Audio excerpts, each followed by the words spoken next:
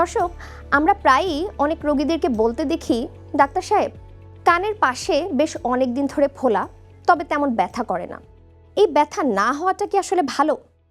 না দর্শক, ব্যথা হওয়াটাই বরং ভালো, কারণ আমরা সাধারণত কোনো ধরনের সমস্যা না হলে চিকিৎসকের শরণাপন্ন হই না, রোগকে অবহেলা করি। ঠিক এভাবেই নিজের রোগকে অবহেলা করবার কারণে তসলিম আলীর কানের পাশের ফোলা বিশাল আকার ধারণ করেছিল, যা পরবর্তীতে ম্যালিয়া সিএনটি স্পেশালাইজড হসপিটালে চিকিৎসা নিতে গেলে প্যারোটিড গ্ল্যান্ডের টিউমার হিসেবে ডায়াগনোসড হয়। কি এই প্যারোটিড গ্ল্যান্ড, কেন টিউমার হয় এবং এর থেকে মুক্তি পাবার উপায় কি, তা নিয়ে আজ বিস্তারিত আলোচনা করব। দর্শক, আমন্ত্রণ জানাচ্ছি জিটিভির নিয়মিত সাপ্তাহিক আয়োজন ম্যালিয়া CNT specialised hospital limited presents let's talk with doctor Basudeb health শোতে। আপনাদের সাথে আছি আমি ডক্টর মারজান।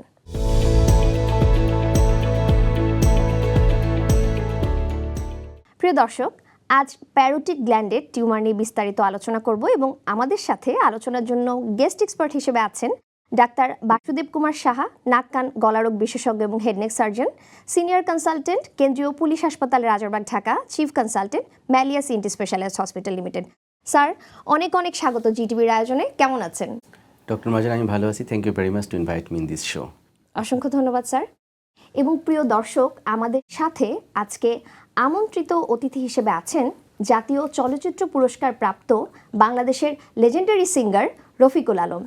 রফিকুল আলম ভাই, ভীষণ ভালো লাগছে আপনাকে আজকে আমাদের মাঝে পেয়ে। কেমন আছেন? আমি খুব ভালো আছি, সত্যি খুব ভালো আছি।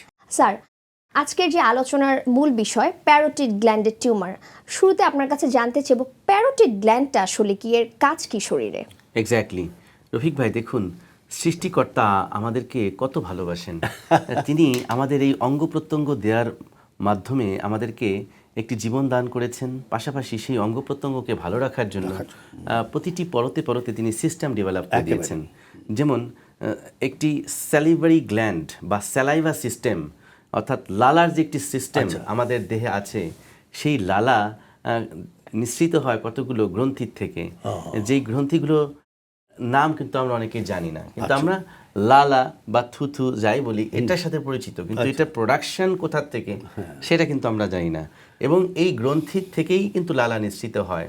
তো এই লালা গ্রন্থির বেশ কয়েকটা রোগ আছে, সেটা নিয়ে মূলত ডক্টর মারজান আমরা আলোচনা করতে চাই। আমরা কত শতবার মুখের এখানে হাত দিই, কিন্তু আমরা কি জানি এইটুকের মধ্যে কি আছে? হ্যাঁ, এই সমস্ত জায়গাগুলোর মধ্যে লুকিয়ে আছে লালা গ্রন্থি। প্রিয় দর্শক, আমি একটু ছবির মাধ্যমে আপনাদেরকে বোঝানোর চেষ্টা করছি। প্রিয় দর্শক, এই যে লালা গ্রন্থি, এই লালা গ্রন্থি কয়েক ধরনের হয়। একটা হচ্ছে major salivary gland, minor salivary gland. আমাদের মানবদেহে প্রধান যে স্যালিভারি গ্ল্যান্ড বা লালা গ্রন্থি, তার মধ্যে ডান এবং বামে থাকছে প্যারোটিড গ্ল্যান্ড। এটি হচ্ছে সবচেয়ে বড় স্যালিভারি গ্ল্যান্ড। এই যে রফিক ভাই খেয়াল করুন, আমরা ঠিক এই জায়গাটাতে থাকি, কিন্তু এই যে চোয়ালের ঠিক এখানে, হ্যাঁ, চামড়ার নিচেই কিন্তু এই গ্ল্যান্ডটি আছে। এই যে আপনারা খেয়াল করুন, এই যে কান, হ্যাঁ, এই যে ফেস, পুরো ফেসটা দেখাচ্ছি, তো এইখানে এই যে স্যালিভারি গ্ল্যান্ড, এটার নাম হচ্ছে প্যারোটিড গ্ল্যান্ড। এবং এটার একটা নালী আছে, এই নালী দিয়েই কিন্তু এখান থেকে লালা মুখের মধ্যে আসে। হ্যাঁ, এই যে নালী, এই নালী পথেও কিন্তু অনেক ধরনের ঝামেলা হয়, তখন লালা কম নিঃসৃত হয়। এবং এই প্যারোটিড গ্ল্যান্ডেরও অনেক রোগ হয়, যেটাই আজকে আমরা আলোচনা করব। এরপর আছে সাবম্যান্ডিবুলার গ্ল্যান্ড, এটাও দুই পাশে দুটো থাকবে, এবং সাবলিঙ্গুয়াল, ঠিক জিহ্বার নিচে এই গ্ল্যান্ডটি থাকে। এটা হচ্ছে প্রধান স্যালিভারি গ্ল্যান্ড বা লালা গ্রন্থি। এর বাইরেও কিছু মাইনর স্যালিভারি গ্ল্যান্ড মুখগহ্বরের চারপাশেই আছে। এই যে আমরা হর হামাশায় বলে থাকি মামস হয়েছে, তো মামসের ফার্স্ট অ্যাটাকটা কিন্তু ওই প্যারোটিড গ্ল্যান্ডে হয়।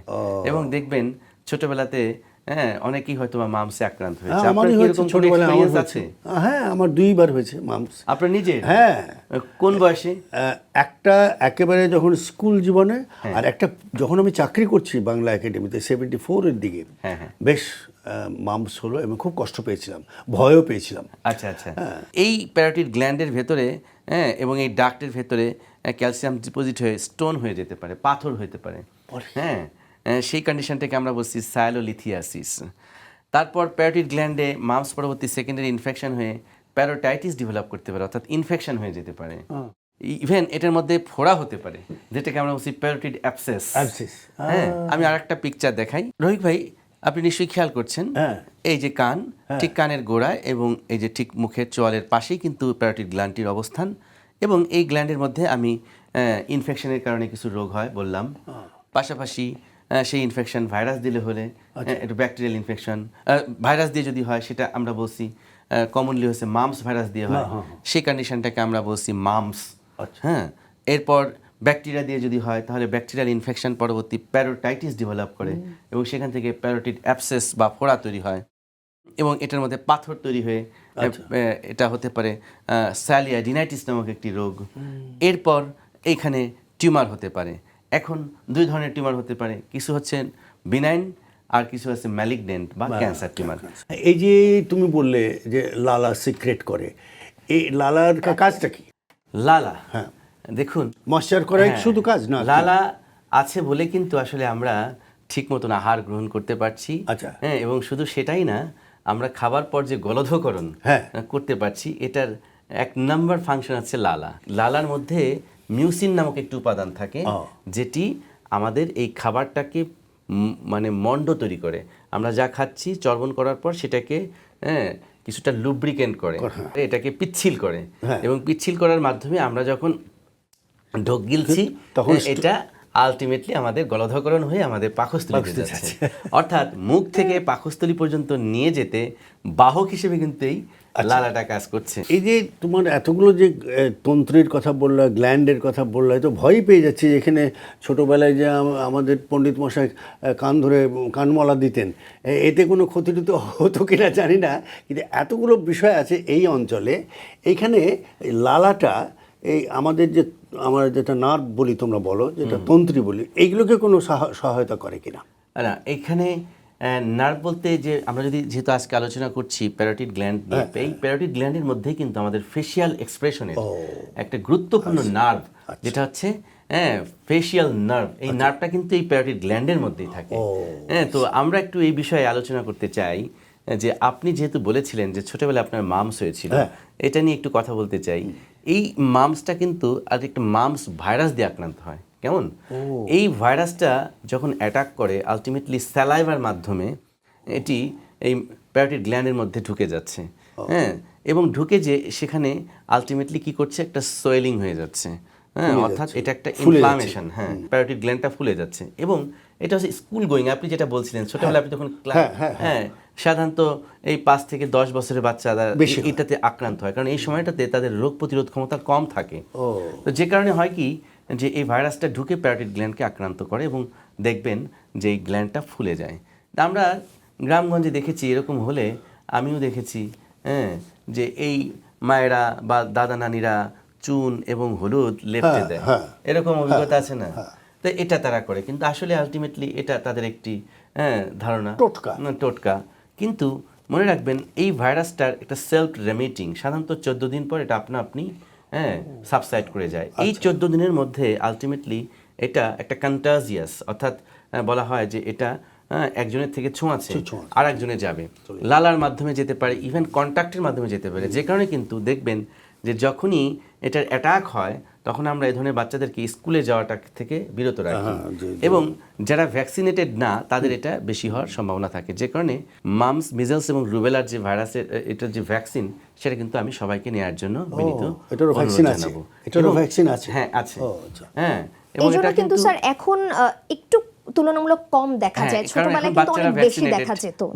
তারপরে যাদের প্রপার ইমিউনিটি আসবে না তাদের কিন্তু এই অ্যাটাক হতে পারে। এবং সবচেয়ে ভয়ঙ্কর ব্যাপার কি, কেন আমি এটা মেনশন করছি, আমি এরকম দেখেছি যে আমার চেম্বারে আসছে গত 3 দিন আগে একটা রোগী আসলো, ইয়াং একটা ছেলে, ইউনিভার্সিটিতে পড়ে। আমি বললাম যে কি সমস্যা? বলে স্যার হঠাৎ কালকে রাতের থেকে আমি ডান কানে শুনি না আর শাসা আওয়াজ করছে। আমি বললাম যে আর কোনো সমস্যা? আমি বললো যে হ্যাঁ স্যার, আর এদিকে একটু ফুলে গিয়েছে। তো আমি দেখলাম যে তার প্যারোটিড গ্ল্যান্ডের একটি সোয়েলিং। তো এই প্যারোটিড গ্ল্যান্ডের এই ভাইরাসটা যে মামস ভাইরাস, এটা কিন্তু একটা নটোরিয়াস। এই ভাইরাসটা শুধু প্যারোটিড গ্ল্যান্ডকেই আক্রমণ করে না, যদি যথাসময়ে আমরা ট্রিটমেন্ট না করি সেক্ষেত্রে আমাদের হিয়ারিং লস করে দিতে পারে, অর্থাৎ সেন্সরি নিউরাল হিয়ারিং লস, হঠাৎ করে তার কানের শ্রবণ ক্ষমতাটা বন্ধ হয়ে যেতে পারে। স্যার, আপনি কিন্তু আমাদেরকে লালা গ্রন্থির অনেকগুলো রোগের কথা বললেন। সেক্ষেত্রে কানের পাশে আসলে ফুলে গেলেই সেটা লালা গ্রন্থির টিউমার কিনা, এটা আমরা কিভাবে বুঝবো? উপসর্গগুলো আসলে কি হতে পারে? যদি প্যারোটিড গ্ল্যান্ডে ফুলে যায়, এবং সেই ফোলাটা আসলে ধীরে ধীরে দৃশ্যমান হতে থাকে, সহজেই নজরে আসে না। তো রোগী নিজে প্রথম আয়না, যেহেতু এটা সামনে সম্মুখে, প্রতিদিন তো আমরা একবার করে হলে অন্তত আয়নার সামনে নিজেকে দেখি, গোসল করার পর বা স্নান করার পর সে নিজে টের পাবে, অথবা তার আপনজন দেখবে যে কী ব্যাপার, তোমার এখানে ফোলা কেন। এই ফোলাটা হচ্ছে ফার্স্ট সিমটম। এবং এই ফোলাটা যদি আসলে টিউমারটা যদি বিনাইন হয়ে থাকে, সেক্ষেত্রে কিন্তু শুরুতে এটার ফোলা ছাড়া আর কোনো সিমটম হয় না। এটি ধীরে ধীরে বড় হতে থাকে এবং রোগী নিজে হাত দেয় তখন, হাত দিয়ে একটু নাড়াচাড়া করার চেষ্টা করে থাকে। তো অনেক ক্ষেত্রে এই প্যারোটিড গ্ল্যান্ডের টিউমারটা ম্যাক্সিমাম ক্ষেত্রে মোবাইল হয় বিনাইন কন্ডিশনে। এরপর সে এটা বয়ে বেড়াতে থাকে, প্রথমে যায় কোয়াকের কাছে, ওষুধ দেয়, এই দেয় সেই দেয়, এভাবে চলতে থাকে। যখন দেখে যে আর কমছে না, তখন হচ্ছে আমাদের কাছে আসে। কারণটা কি, এটা যখন ফুলে যায় তখন তার কসমেটিক পারপাসটা হ্যাম্পার হয়, দেখতে খারাপ লাগে। যখনই সে নিজে খেয়াল করছে যে হ্যাঁ এটা তো দেখতে খারাপ লাগছে, তখন সে মূলত ডক্টরের কাছে আসে। এবং যারা এই স্বাস্থ্য সচেতন অথবা সৌন্দর্য সচেতন না, তারা এটাকে ইগনোর করে, হ্যাঁ, এবং তখন তারা বছরের পর বছর এটা ক্যারি করে, এবং ক্যারি করতে যে এটা ফুলে ফেপে বিশাল আকার ধারণ করে। এটা সিমটম তাহলে কি দাঁড়ালো, ফোলাটাই একটা সিমটম। আর যদি এটার মধ্যে কোনো রকম কোনো সেকেন্ডারি ইনফেকশন হয়, সেক্ষেত্রে আলটিমেটলি সেখান থেকে ব্যথা হতে পারে। ওইরকম কোনো উপসর্গ দেখা যায় না, ব্যথা এবং ফোলাটা নিয়ে মূলত। আর ওই সিক্রেশনের ব্যাপারটা, সিক্রেশনটা যদি কমে যায়, হ্যাঁ, সিক্রেশন কমে গেলে আলটিমেটলি তখন মুখের ভেতরটা মনে হবে যে শুষ্ক শুষ্ক লাগছে, স্লারিং হতে পারে, এবং তার একটা ডিসকমফোর্ট ফিল হবে, খাবারে অরুচি থাকবে।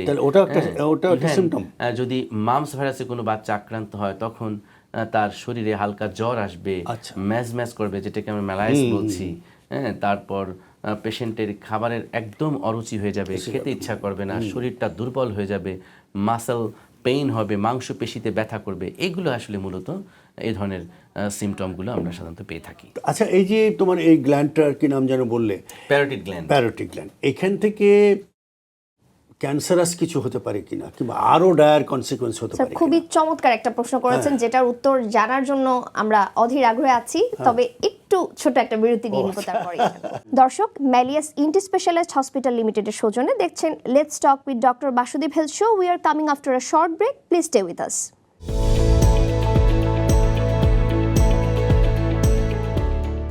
খুবই সুন্দর একটা প্রশ্ন করেছিলেন যে প্যারোটিড গ্ল্যান্ডের টিউমার কত ধরনের হতে পারে এবং এর থেকে ক্যান্সারে রূপান্তরিত হতে পারে কিনা। আমাদের গেস্ট এক্সপার্টের কাছে উত্তরটা শুনবো। তো ডক্টর মারজান, তুমি নিশ্চয়ই জানো যে প্যারোটিড গ্ল্যান্ডের যে টিউমারকে আমরা দুই ভাগে ভাগ করেছি, একটা আছে বিনাইন টিউমার, একটা আছে ম্যালিগনেন্ট টিউমার। বিনাইন মানে ভদ্র টিউমার, তেমন ক্ষতিকর নয়। আর একটা আছে ম্যালিগনেন্ট, এটা একটু দুষ্টু, এটা জীবন পর্যন্ত কেড়ে নিতে পারে, বা ক্যান্সার টিউমার যেটাকে আমরা বলছি। তো প্যারোটিড গ্ল্যান্ডে বিনাইন টিউমার হতে পারে, যেটির নাম হচ্ছে প্লিওমরফিক এডিনোমা নামক একটি টিউমার, হ্যাঁ, এবং ভার্দিনস টিউমার নামক একটি টিউমার। এই দুটো হচ্ছে বিনাইন টিউমার। আর ম্যালিগনেন্টের মধ্যে মোস্ট কমন হচ্ছে মিউকো এপিডার্ময়েড কার্সিনোমা। এবং আপনি যে কথাটি বলছিলেন যে এই নর্মাল টিউমার থেকে ক্যান্সার হয়ে যেতে পারে কিনা, তো গবেষণায় দেখা গেছে এটার একটা বিশাল পার্সেন্টেজ আছে, প্রায় বলা যেতে পারে 9.5 বা 10% একটি সম্ভাবনা থাকে যে যদি প্লিওমরফিক এডিনোমার প্রপারলি ট্রিটমেন্ট না হয়, হ্যাঁ, নিয়ার ফিউচারে এটি কার্সিনোমা এক্স প্লিওমরফিক এডিনোমা নামে একটি ক্যান্সার হতে পারে। এক্স মানে প্রাক্তন, মানে যে ছিল প্রথমে ভদ্র বিনাইন টিউমার, সে পরবর্তীতে ক্যান্সার হয়ে যেতে পারে, চরিত্র চেঞ্জ করে। অর্থাৎ কার্সিনোমা মানে ক্যান্সার হয়ে গেল, কার্সিনোমা এক্স মানে প্রাক্তন প্লিওমরফিক এডিনোমা, অর্থাৎ প্লিওমরফিক এডিনোমাটা পরবর্তীতে ক্যান্সারে রূপদান করতে পারে। এটার পার্সেন্টেজও কিন্তু 9.5%, মানে কিন্তু কম নয়। এটা শুনে কিন্তু আবার ভয় পাওয়ার কোনো কারণ নাই, এটারও কিন্তু সঠিক ট্রিটমেন্ট রয়েছে। আচ্ছা, চিকিৎসা ব্যবস্থা আছে, এইটুকু আশ্বস্ত করা যায় মানুষ। ডেফিনেটলি। হ্যাঁ স্যার, এই যে এত বড় একটা সমস্যা বা এই যে টিউমার, এটার থেকে কি আসলে মুক্তি পাওয়া সম্ভব কিনা, এটাই কিন্তু আমরা আসলে জানতে চাইছি। আসলে কি টিউমারের কোনো চিকিৎসা আছে? এটার যদি কোনো বাস্তব গল্প আমরা আপনার কাছে একটু জানতে পারি। অবশ্যই রফিক ভাই, আমি আপনাকে একটু জানিয়ে রাখি, আমি আমার প্রত্যেকটি পেশেন্টের আর্কাইভ মেনটেন করি, এবং তারা যে রোগ নিয়ে আমার কাছে আসে তার একদম সূচনা পর্বটিও আমি আর্কাইভ রাখি, এবং পরবর্তীতে সে কীভাবে ধীরে ধীরে সুস্থ হয়ে গেল তার ডিটেলস আমি আসলে ডকুমেন্ট হিসেবে রাখার চেষ্টা করি, এবং এটা নিয়ে আমার একটি স্পেশাল কাজ রয়েছে যেটির নাম হচ্ছে patients follow up in house, অর্থাৎ আমি বাড়িতে বাড়িতে গিয়ে তাদের ফলো আপ করি। তো আজকের এই আয়োজন থেকে আমি আমার দর্শকদেরকে দেখাতে চাই patients follow up in house, যেখানে তসলিম আলী নামক আমার একজন সম্মানিত পেশেন্ট, যিনি প্রায় সুদীর্ঘ 30টি বছর ধরে তার ডান পাশের প্যারোটিড গ্ল্যান্ডের একটা বিশাল টিউমার নিয়ে দুর্বিষহ জীবন কাটাচ্ছিলেন। তো তিনি কিভাবে মুক্তি পেলেন সেটাই এখন দেখাতে চাই, দেখতে থাকুন।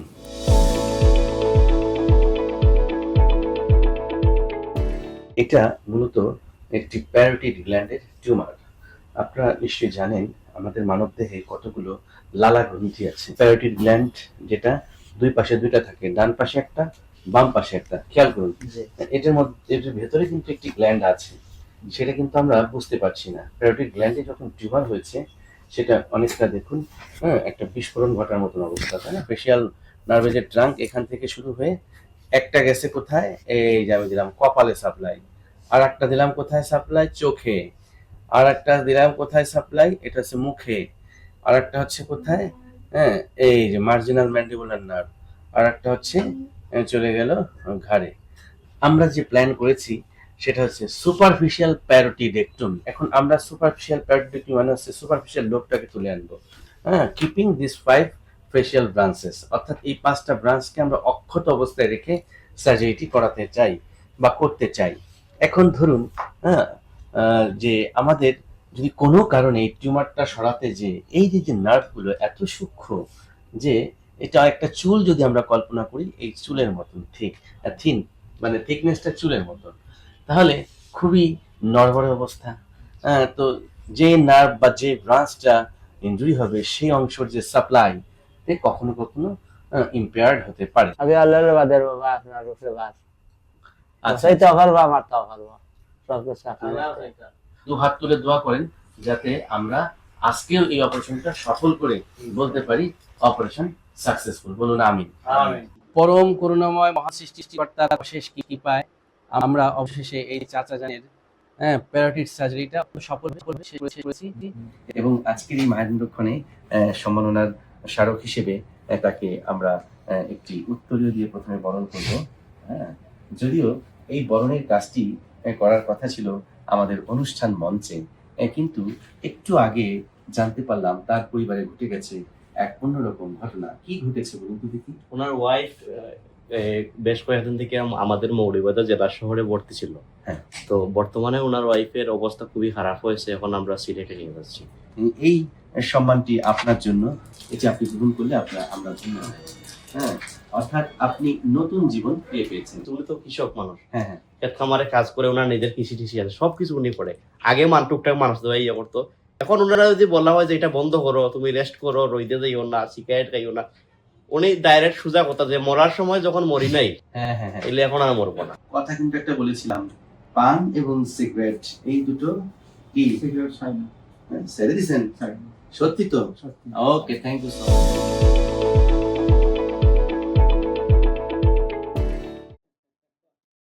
একদম নতুন জীবন পেল তার রফিক চেহারা। ভাই, নতুন জীবন না শুধু, আমার তো মনে হয় উনি নতুন একটা চেহারা ফিরে হ্যাঁ, পেয়েছে। তা তো আপনি কিন্তু বটেই। বিফোর তাকে আফটার ফেস কিন্তু একদম চেঞ্জ হয়ে গেছে এবং কোনো দাগও নেই ওনার, হ্যাঁ, তাকে চেনাই যাবে না একদম। তো এই জন্য আমরা বলেছি গেট ব্যাক নিউ লাইফ।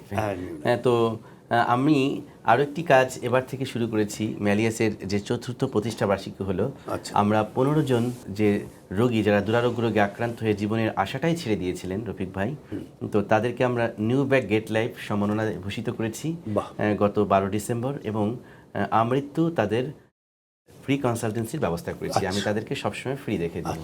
এভাবেই তাদেরকে আমি সম্মানিত করতে চাই, কারণ এই মানুষগুলো আসলে জীবনের আশা ছেড়ে দিয়েছিলেন, এবং এদের সুস্থতার মাধ্যমে সমাজে যাতে এই বার্তাটা যায় যে এই ধরনের রোগ থেকে মুক্ত হওয়া সম্ভব। স্যার, আপনাকে অসংখ্য ধন্যবাদ আজকে একটু ভিন্ন ধর্মী একটি বিষয় আমাদেরকে এত সুন্দর পরামর্শ দেওয়ার জন্য, এবং আশা করি আগামীতেও আপনার কাছ থেকে আমরা আরও নতুন কিছু পরামর্শ পাবো। প্রিয় দর্শক, আমি একটি কথাই বলতে চাই, স্বাস্থ্যই কিন্তু আমাদের সমস্ত সুখের মূল, আর এই স্বাস্থ্যকে ভালো রাখতে হলে আমাদেরকে সচেতন হতে হবে, আর এই সচেতনতার জন্যই কিন্তু let's talk with doctor Basudeb এই হেলথ শোটি। আশা করছি আপনারা দেখে উপকৃত হবেন। Take care. প্রিয় দর্শক, যেমনটি আমাদের গেস্ট এক্সপার্ট বললেন, স্বাস্থ্যই সকল সুখের মূল। সুতরাং সুখী জীবনযাপন করতে হলে নিজের প্রতি সচেতন হতে হবে। যে কোনো ধরনের সমস্যা দেখা দিলে সেটি নিয়ে বসে না থেকে বিশেষজ্ঞ চিকিৎসকের পরামর্শ নেবেন। প্রিয় দর্শক, আপনাদের নাক কান গলার যে কোনো সমস্যা আমাদেরকে জানিয়ে চিঠি লিখে পাঠাতে পারেন ম্যালিয়াস ENT specialized hospital limited, 24/1 Shan tower, Shantinagar, Dhaka, অথবা আমাদেরকে ফোন করতে পারেন 01409977862 এই নাম্বারে। প্রিয় দর্শক, আমাদের আয়োজনটি দেখতে হলে চোখ রাখুন জিটিভির পর্দায় প্রতি শনিবার রাত 8:30টায়। আগামীতে নাক কান গলা নিয়ে আরও কোনো টপিক আলোচনা করতে আপনাদের মাঝে চলে আসবো। ততদিন পর্যন্ত ভালো থাকুন এবং জিটিভির সঙ্গেই থাকুন। রফিক ভাই, আপনার ক্যারিয়ার নিয়ে তো আসলে বলার কিছু নাই। আপনার মতো একজন লেজেন্ডারি সিঙ্গারকে আমরা আজকে পেয়েছি এবং বরাবরের মতোই আমাদের কিন্তু একটু আবদার থাকে গান শোনার। এবং আজকে বাসুদেব স্যার আপনার জন্য একটা রিকোয়েস্ট নিয়ে এসেছে, আমরা একটু স্যারের কাছে শুনি কোন গানের রিকোয়েস্টটা থাকবে। আমি তো আপনার সবগুলো গানই আমার প্রিয়, তবে একটি গান বেশি প্রিয়। আচ্ছা, এটা হচ্ছে তুমি আমার মনের মানুষ, মনের ভিতর। তুমি স্যার, আমার এটা আমাদের সবার অসংখ্য প্রিয় একটি গান। এটা খুবই ভালো একটা গান, আলাউদ্দিন আলীর সুর এবং কাজী মাজহারুল আনোয়ার সাহেবের লেখা। তুমি আমার মনের মানুষ, মনেরই ভিতর, তুমি আমার মনের মানুষ, মনেরই ভিতর, তুমি আমার প্রাণ বন্ধু, অন্তরের অন্তর, তুমি আমায় কইরো না কো কোনো দিনও পর, তুমি আমার মনের মানুষ, মনেরই ভিতর।